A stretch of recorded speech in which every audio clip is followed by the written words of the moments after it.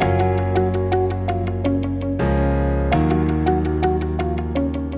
name is Yvla Baeckstrom. I'm a lecturer in finance at King's Business School, King's College, London. I'm new to academia. I transitioned into academia in 2018. Prior to that, I worked in banking for many years, advising wealthy individuals how to invest their money and running structured products businesses. I'm also a psychotherapist, work with individuals and couples who struggle with relationship problems.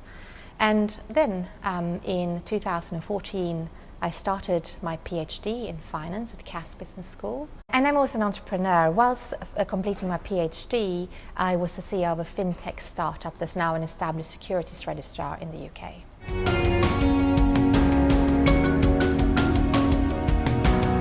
One of the biggest barriers that women face in entrepreneurship, finance and business in general is self-belief. Women who often feel like they might be an imposter, even though they have the skills and credentials to do a role, might be held back by applying for it or going for a promotion or asking for a pay rise because they don't feel that they quite deserve it. But actually, the imposter syndrome also makes women work harder because it means you have to prepare more, you feel like you need to prepare more. Another barrier is culture.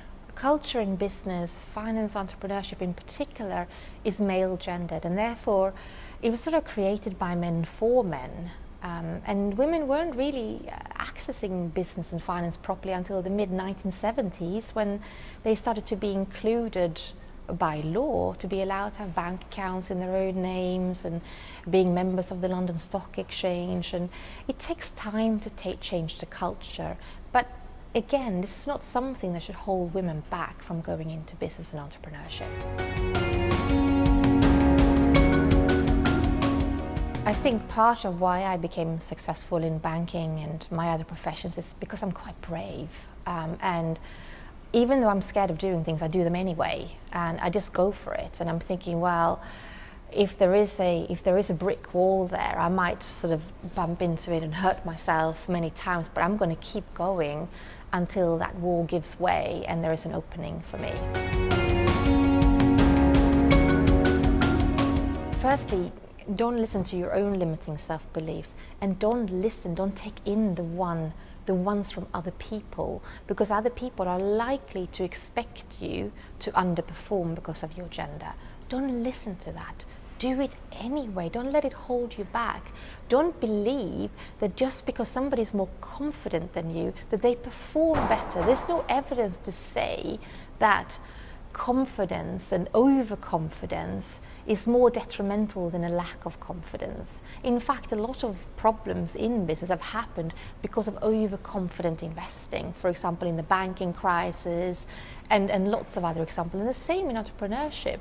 Just because there are fewer women doing it and women get less funding, female ventures often outperform those of men anyway.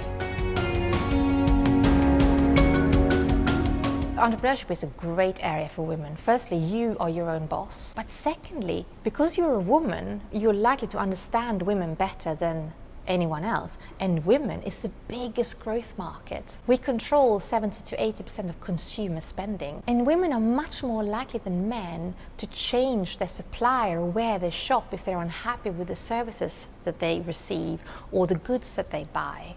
And therefore, as a woman, you're faced with this amazing new market of women. It's a great time for a woman to be an entrepreneur.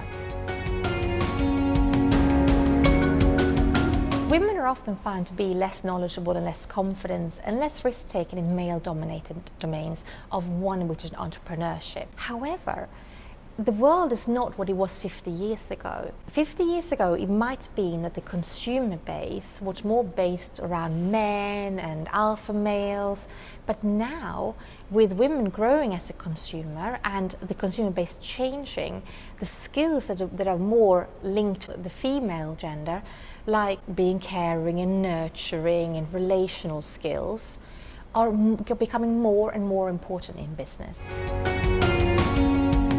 Just remember that just because you haven't seen anyone who looks like you doing what you want to do, doesn't mean that you shouldn't do it. It means you must do it. Don't wait to see a role model. Instead, become one yourself.